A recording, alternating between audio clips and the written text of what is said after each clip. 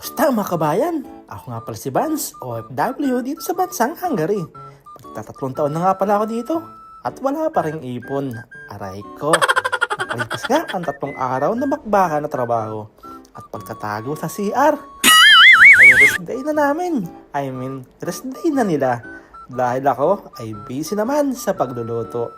Yes, kabayan, nagluluto ako ng ulam pangbenta para dito sa ating mga kabayan na medyo natamad magluto. Unang araw ng dapat ay pahinga namin. 3:30 ng madaling araw ay gumising na ako para magsimula sa aking lulutuin ngayon.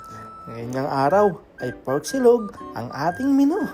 Pero hindi lang basta pork na may itlog at rice dahil sinamahan ko rin ng 2 Shanghai para sulit naman ang ibabayad ng ating mga kabayan. At di lang yan, may kasama rin niyang libreng sabaw ng nilagang baka. Mag-aalasin ko na nga nang matapos ko ang mga niluluto ko. Medyo marami kasi tayong order ngayon at dapat bago mag 6:30 ay tapos na ako.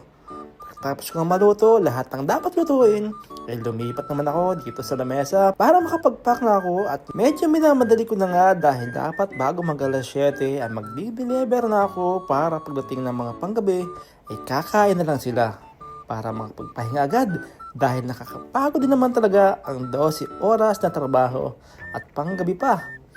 Puyat at pagod kaya yung iba ay tinatamad na rin talaga magluto. Pero huwag kayong mag-alala, hanggat nandito ako, sagot ko kayo. Pagtsagaan nyo na lang ang luto ko kahit minsan walang lasa. Wala kang choice, magugutom ka. At ito na nga ang ating pork silog with 2 pieces Shanghai. Loaded, iwan ko na lang kung mabitin ka pa. At pagkatapos ko nga ipack lahat ng order, tayo naman ngayon ay magde-deliver. So, paano? Hanggang dito na lang muna. Kita-kita na lang ulit sa susunod na video. Ano naman kaya ang susunod natin lulutuin? Abangan sa susunod na video. Maraming salamat mga suki. Saan na kaya nakakaabot tong ating video? Comment naman, and papalo na rin. Maraming salamat kabayan. God bless sa ating lahat.